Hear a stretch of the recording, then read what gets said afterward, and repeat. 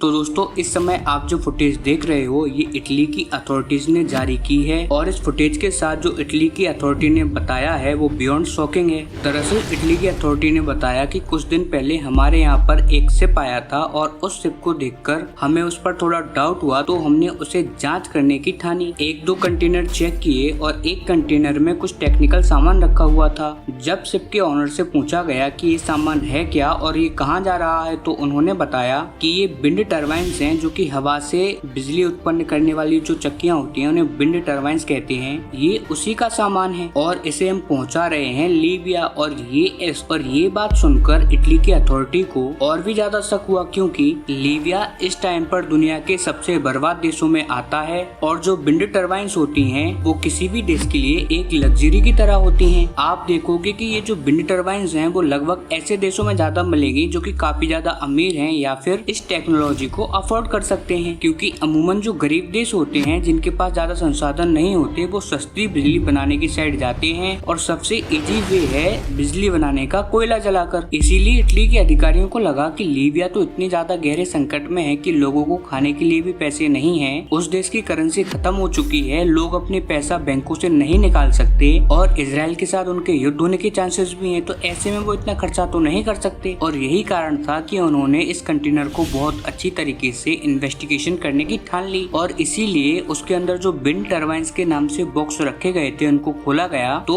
उनकी आंखें फटी की फटी रह गई। अब वो क्यों तो मैं आपको बताता हूँ, लेकिन दोस्तों उससे पहले अगर अभी तक आपने इस चैनल को सब्सक्राइब नहीं किया है तो आपसे विनम्र निवेदन है कि आप इस चैनल को सब्सक्राइब कर वीडियो को लाइक करना ना भूलें। तो उन्होंने देखा उन बॉक्स के अंदर है ड्रोन और ये ड्रोन चाइनीज ड्रोन थे जो कि चीनी सेना ने बनाए हैं और चीनी सेना ही इनको इस्तेमाल करती आई है। और ये ड्रोन थे बिंग लूम नाम के जो कि चीनी ड्रोनों की कैटेगरी में सबसे लेटेस्ट ड्रोन माने जाते हैं। कुल मिलाकर ये चीन के सबसे ज्यादा एडवांस ड्रोन थे जो कि लीबिया की सेना को पहुंचाए जा रहे थे। इतना ही नहीं, अब 3 दिन की इन्वेस्टिगेशन के बाद इस बात का भी खुलासा हो गया है कि लीबिया में इन ड्रोनों को किसे देना था। दरअसल लीबिया के अंदर सेना एक नहीं दो है, एक तो लीबिया की ऑफिशियल सेना और दूसरी है हिजबुल्लाह की सेना। जी हाँ दोस्तों, और हिजबुल्लाह की सेना को कहा जाता है कि ये लीबिया की जो ऑफिशियल सेना है उससे कहीं ज्यादा गुना बड़ी है और दोनों ही सेना लीबिया के अंदर ही रहती हैं। इसके अलावा दोनों सेनाओं के बीच में कनेक्शंस भी बहुत अच्छे माने जाते हैं। और जो लीबिया की सेना का ताकतवर जनरल है खलीफा हफ्तार जो कि हिजबुल्लाह का भी बहुत अच्छा मित्र माना जाता है। इसके अलावा ये भी बताया जा रहा है कि ये व्यक्ति चीन का भी बहुत करीबी आदमी है और चीन इसी के हाथों से ये बिंग लूम नाम के ड्रोन सप्लाई कर रहे हैं जो कि इवेंचुअली